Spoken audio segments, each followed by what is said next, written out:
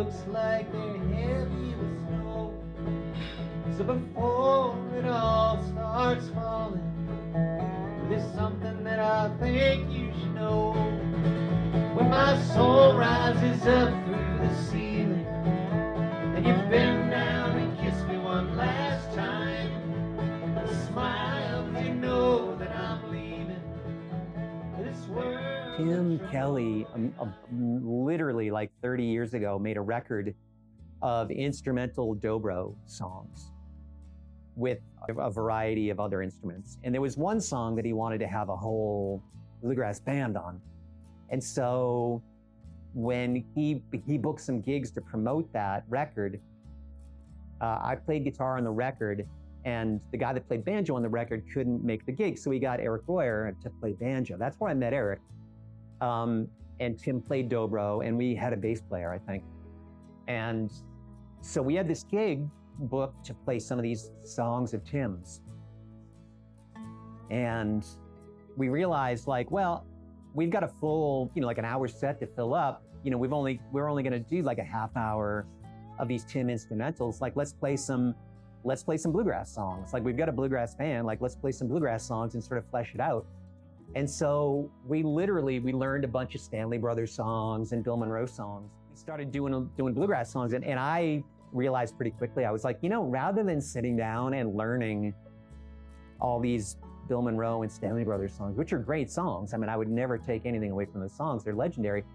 I was like, I could just write some songs. Like there's the bluegrass idiom is very sort of narrow generally in the subjects that are addressed. It's about love and lost love and murder ballads and so I was like, all right, and I've always been somebody that really thrives artistically, working with limits, working in parameters.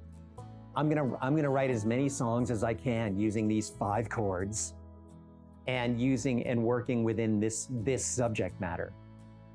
And so that was really the how I started writing songs for the Resophonics. And for the most part with bluegrass songs, if you're kind of going back to the old bluegrass, the old Bill Monroe, Stanley Brothers stuff, it's all generally not a lot of chords, and the subject matter is pretty narrow. And I like that. Like, I very much like working within those parameters to create something special. In one sense, it can be remarkably freeing. It can be the most exciting thing in the world. And on the other hand, it can be the most intimidating thing in the world, because you can go anywhere. And the idea that you can go anywhere when you've got a blank sheet of paper, it can be incredibly exciting and enthralling, and it can be incredibly intimidating, and to the point where it's too fucking big. And so I can see where some people embrace it and they're like, yeah, let's go. And I can see some people running the other direction because it's scary as hell. So for me, I like starting from a place of limits. I like starting from a place of like, and that's the way I've always been. Like, I'm kind of the guy that writes. It's the way that John Prine wrote songs. It's the way that Townes Van Zandt wrote songs. I'll be honest, man. Like, I'm 55 years old. Like, I don't, my big break ain't gonna happen. You know what I mean? Like, I find value.